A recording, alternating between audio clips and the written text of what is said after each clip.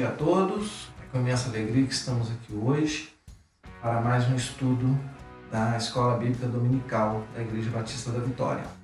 Nós estamos utilizando a revista Bases Bíblicas da Convenção Batista Mineira. Nós faremos hoje o estudo de número 14, ele está entre a página 81 e a página 84 da revista. Nós estaremos lendo aqui dois textos para darmos início ao nosso estudo, em Tito 1, do versículo 1 ao versículo 5, e 1 Timóteo, do versículo 1, do 18 ao versículo 20. Vamos primeiro ao texto de Tito. Paulo, servo de Deus e apóstolo de Jesus Cristo, para promover a fé que é dos eleitos de Deus e o pleno conhecimento da verdade que conduz à piedade. Fé e conhecimento que se fundamentam na esperança da vida eterna, a qual o Deus que não mente prometeu antes da criação do mundo. No devido tempo, ele trouxe à luz sua palavra, por meio da pregação que me foi confiada por determinação de Deus, nosso Salvador.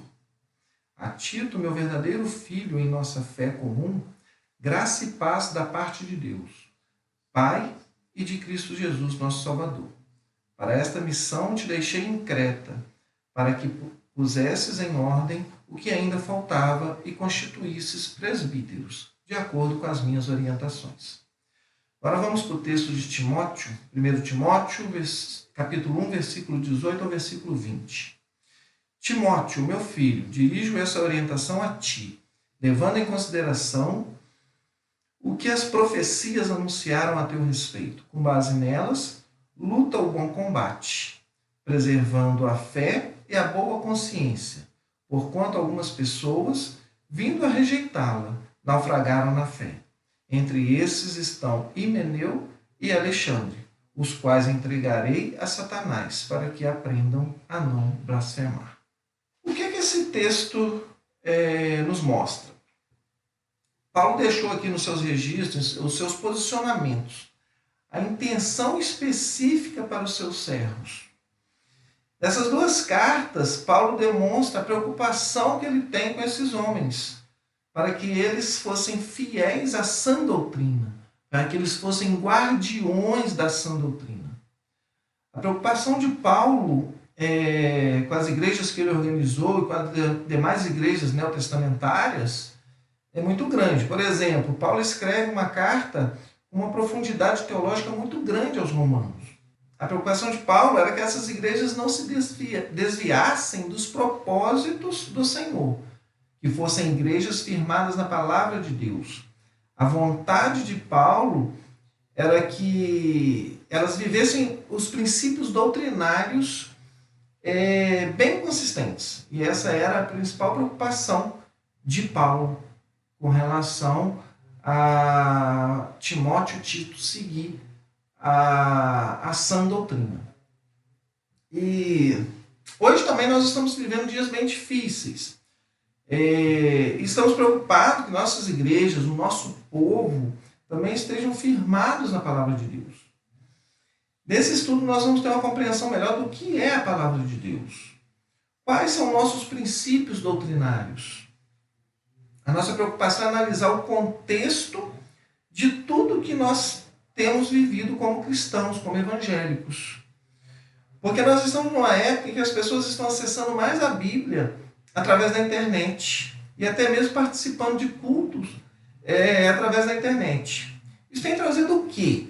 As pessoas passam a navegar e a conhecer outras igrejas. Infelizmente, bom ou ruim, essas pessoas têm se deparado com outras igrejas que ela entende que essa igreja lhe agrada. Mas a pergunta que temos feito é que essa igreja tem uma liturgia que é agradável, mas essa igreja tem se preocupado com o estudo da palavra de Deus, com os princípios bíblicos? Então essa é uma preocupação que nós estamos tendo nos dias de hoje. As pessoas estão escolhendo as igrejas que lhe agrada e não está olhando para os princípios bíblicos que o pastor leva às suas ovelhas. E quando nós, cristãos, ouvimos a expressão doutrina, doutrina não são costumes. Isso foi até falado no estudo número 12. Doutrina não é prática litúrgica de uma determinada igreja ou de um determinado grupo religioso.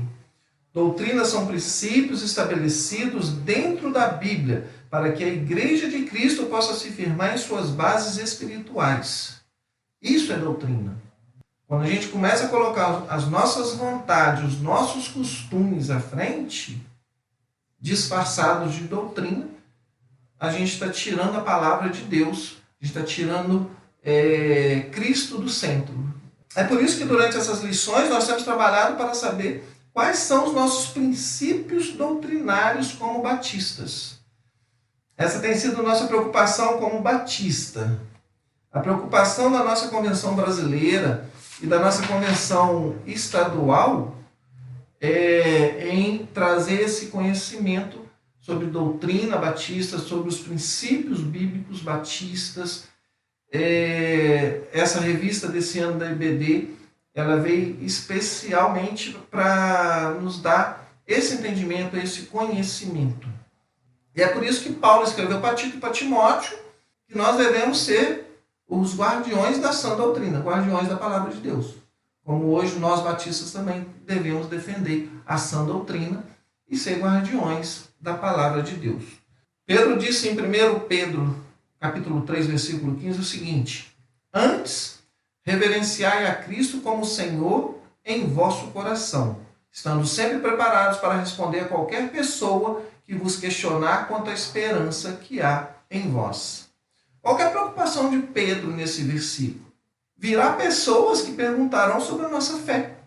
E aí, o que é que você vai responder? O que nós podemos afirmar sobre nossos princípios doutrinários? A nossa intenção é expor os princípios neotestamentários que compreendem nossos princípios como batistas, que formam a nossa doutrina. Eles se encontram dentro da palavra de Deus, mas os batistas resumiram esses princípios e criaram um material chamado Declaração Doutrinária da Convenção Batista Brasileira. Existem algumas igrejas que carregam a nomenclatura batista, mas não fazem parte da Convenção Batista Brasileira. Então nós temos que ficar atento a isso. Nós também temos pastores que se dizem batistas, estão à frente de igrejas batistas afiliadas à Convenção Batista Brasileira, mas eles defendem outras doutrinas, defendem outros ensinamentos e acabam expondo de púlpito outras doutrinas que não são aceitas pela nossa convenção. E o papel da nossa Convenção Batista Brasileira é um padrão doutrinário para todas as igrejas. E isso aí, a nossa convenção está sendo omissa com relação a isso. E é importante a gente compreender também a diferença entre nós batistas e outros grupos evangélicos. Muito embora tenhamos nós utilizamos a mesma Bíblia. Não estamos falando se essa ou aquela denominação vai para o céu, vai ser salvo. Então, a gente quer deixar claro que a salvação também é individual. A partir do momento que a pessoa começa a conhecer a palavra de Deus, conhecer a doutrina bíblica, os princípios bíblicos, ela procura a salvação. E nós entendemos que o que pode levar um homem a ter a salvação? A gente entende 3 princípios. Primeiro, ele precisa em vida crer em Jesus Cristo como seu único Senhor e Salvador. O que significa isso? Que não existe debaixo dos céus nenhum outro nome a qual ele possa ser salvo. Não existe debaixo dos céus nenhum outro nome que possa dar a salvação ao homem, senão a Cristo Jesus. Então nós temos que crer em Cristo Jesus como Senhor e Salvador. Esse é o primeiro ponto. E lá no texto de João, no livro de João, capítulo 1, versículo 12, diz o seguinte: mas a todos o quanto o receberam, deu-lhes o direito de se tornarem filhos de Deus, ou seja, aos que creem no seu nome. Então esse é o primeiro critério para a salvação. O segundo critério seria o arrependimento dos seus pecados. Como assim? Eu vivi uma vida antes de conhecer a Cristo Jesus. Eu quero permitir que o Senhor transforme a minha vida. Eu preciso deixar os pecados que trazem a condenação. Arrependimento é mudança, é transformação, é nascer de novo. Uma pessoa experimentar uma mudança de vida, ela ter mudança de caráter. Terceiro ponto que nós temos aí para a salvação é olhar para a Bíblia e entender que a Bíblia é a palavra de Deus. Viver debaixo da palavra de Deus, viver debaixo dos ensinamentos bíblicos. Então, a partir do momento que você começa a ter entendimento da palavra de Deus, dos princípios bíblicos, você vai atrás da sua salvação, que você vai ter esses critérios. Então, vamos à definição de doutrina. Nós já falamos bastante de doutrina, de princípios bíblicos, mas agora vamos definir doutrina. O vocábulo doutrina, como conhecemos, é procedente do latim, doctrina, oriundo do verbo docere, cujo significado é ensino. Dessa forma, buscamos nas línguas originais do Antigo e do Novo Testamento, que formam a Bíblia, termos que nos ajudam a encontrar uma definição para doutrina, em consonância com as Sagradas Escrituras. Então, no hebraico, doutrina é lekar, instrução, ensino, aquilo que é recebido por meio de. Temos também a Torá, instrução, orientação, deriva do verbo hebraico yashar, cujo significado é aquilo que é correto, reto, orientação. Os judeus, a instrução que eles seguem é a instrução da Torá. Em grego, doutrina significa didascalia, ensino, instrução. Mas é importante compreender que esse vocábulo grego traz em si tanto o ato como o conteúdo do que é ensinado ou da instrução aplicada. Em um sentido ativo, encontramos textos como em Romanos 12:7, Romanos 15:4, 2 Timóteo 3:16. Vai explicar lá sobre o ensino. Já a sua aplicação em um sentido mais passivo, aquilo que é ensinado, aparece em textos como Marcos 7:7, 1 Timóteo 1:10, 1 Timóteo 4:6 e Tito 1:9. Em grego também nós temos didaquê. Esse vocábulo grego traz em si tanto o ato de ensinar como o conteúdo da instrução aplicada. Como os exemplos podem ser vistos em Mateus 7:28 e João 7:16 e 17. Outros exemplos também em Romanos 16, versículos 17 e Apocalipse 2:14. Exemplificam muito bem o sentido passivo, o que é ensinado desse vocábulo. Segundo ponto que temos é princípios. Para compreender primária, o vocábulo princípio significa o que marca o início, o que vem primeiro. A escritora Jacqueline Russ, em seu dicionário de filosofia, apresenta a definição de princípio em 3 pontos de vista. Do ponto de vista temporal, é começo, ponto de partida. Do ponto de vista casual, é a causa, é a fonte da ação. E do ponto de vista normativo, é regra ou norma de ação. E com base nisso podemos dizer que princípio ou princípios nos traz a ideia de algo básico e fundamental. No sentido religioso, o termo grego istoichon significa qualquer primeira coisa do qual os outros que pertencem a uma série ou composto interior se originam. Primeiro, elementos, princípios elementares. E nos textos na Epístola aos Hebreus 5:12 e 6:1 nos permite concordar com John Landers que os princípios batistas são linhas mestras de interpretação da fé cristã, que distinguem os batistas das demais denominações. Portanto, doutrina batista é um conjunto dos princípios que formam o corpo dos ensinamentos e instruções contidas na palavra de Deus. Nossa única regra de fé e prática, que culminam no arcabouço do que cremos e do que nos distingue das demais denominações. O que está dizendo aqui? Nós tivemos os primeiros estudos dessa revista falando que os batistas não têm um fundador. As pessoas pregavam a palavra de Deus baseado na Bíblia. E depois eles defendiam o batismo por imersão, onde que veio o apelido de batistas.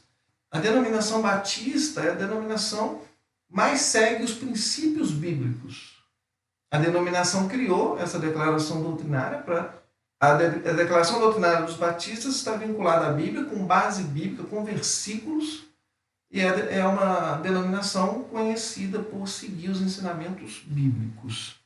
Por isso que aqui foi falado que alguns pastores, algumas igrejas utilizam o nome batista por causa da força do nome e por causa dos seus princípios bíblicos. O terceiro ponto que nós temos aqui é a autoridade. Apenas as escrituras, que são os registros escritos da revelação de Deus aos homens, possuem autoridade suficiente para guiar o indivíduo na sua crença e no seu comportamento. O escritor Justo Anderson afirma em sua obra História de los Bautistas que as igrejas batistas consideram a Bíblia como a fonte de autoridade, especialmente o Novo Testamento, como o registro da vida, o exemplo e os mandamentos de Jesus Cristo. É preciso entender que as Escrituras revelam a mente de Cristo e ensinam o significado do seu domínio. A Bíblia é a autoridade final que atrai as pessoas a Cristo e as guia em todas as questões de fé cristã e dever moral. Então, a autoridade que os batistas têm é a Bíblia, é a principal autoridade, onde está a palavra de Deus que nós seguimos. E ela guia as pessoas em todas as questões de fé e dever moral. Um quarto ponto que nós temos aqui é o ser humano. Na declaração doutrinária dos batistas, quando essa se refere ao homem, afirma que as Escrituras Sagradas revelam que cada homem é criado à imagem de Deus, que ele é único, precioso e insubstituível. Criado ser racional, cada ser humano é moralmente responsável perante Deus e o próximo. Ninguém vive nem morre por si mesmo. A Bíblia revela que Cristo morreu por todos os homens. O fato de ser um homem criado à imagem de Deus e de Jesus Cristo morrer para salvá-lo constitui a fonte da dignidade e do valor humano.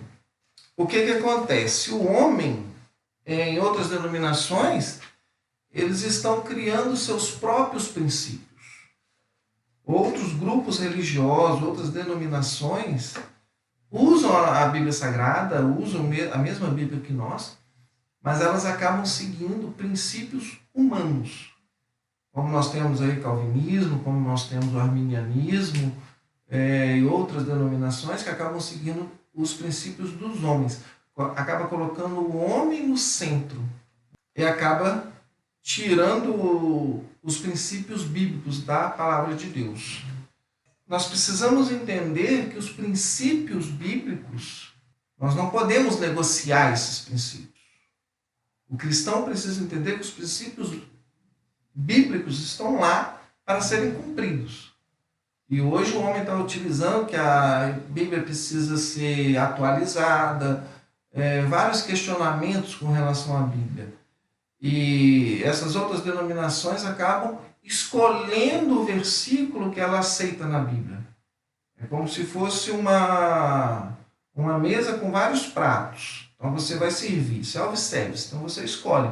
Eu quero esse, eu quero esse, eu quero esse. Só que nós cristãos temos que entender que os princípios já foram...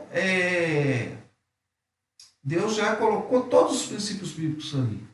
Então, para um cristão que segue a Bíblia, ele não tem um cardápio para ele escolher o que ele vai servir, é prato feito. Então, os princípios bíblicos estão prontos para o cristão. Ele não pode escolher o que ele quer na Bíblia, o que ele quer mudar, ou o que ele aceita, e tirar o que ele não aceita. Então, é quando o homem começa a querer ser o centro da Bíblia, coloca o homem como principal, ele que define os princípios, não a palavra de Deus. Quinto ponto que nós temos aqui agora é a igreja e a educação. No Novo Testamento, o termo igreja é usado para designar o povo de Deus na sua totalidade. Esse termo é formado pelo vocábulo grego eclesia, chamar de dentro para fora. Nós precisamos entender que eu sou igreja, você é igreja. Cada um de nós somos igreja de Cristo. E quando nós nos unimos, nós formamos a igreja local. E de acordo com a declaração doutrinária da Convenção Batista Brasileira, o conceito de igreja se alarga, ganhando um significado mais abrangente e profundo. Como assim? Temos 3 pontos.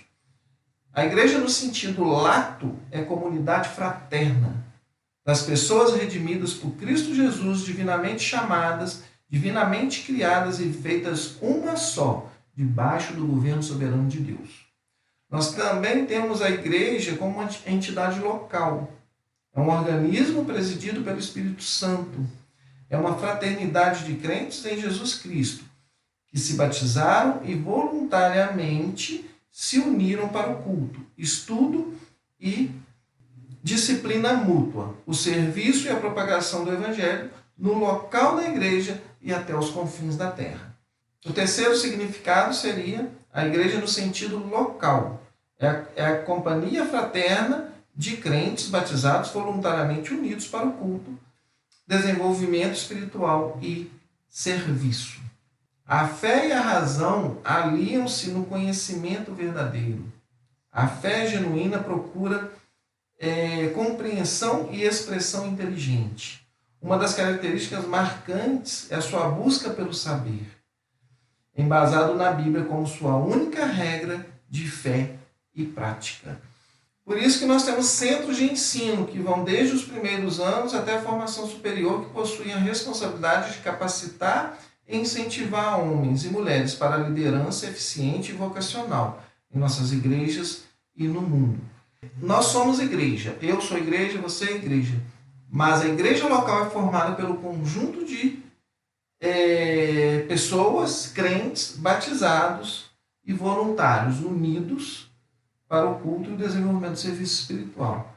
Então, nós em estudos anteriores já falamos sobre os desigrejados, mas nós entendemos que igreja é união, igreja é comunhão entre os irmãos. Nas nossas considerações finais, nós vamos deixar aqui uma pergunta. Você, como membro batizado de uma igreja batista, você hoje teria condições de identificar um pastor quando ele leva uma mensagem que está em desacordo com a palavra de Deus? Você hoje teria condição de fazer essa diferença? Então, esses estudos estão, a intenção é trazer para nós o conhecimento da palavra de Deus, o conhecimento dos princípios bíblicos. O estudo da palavra de Deus é essencial para fazermos essa diferença. Estamos terminando aqui mais um estudo.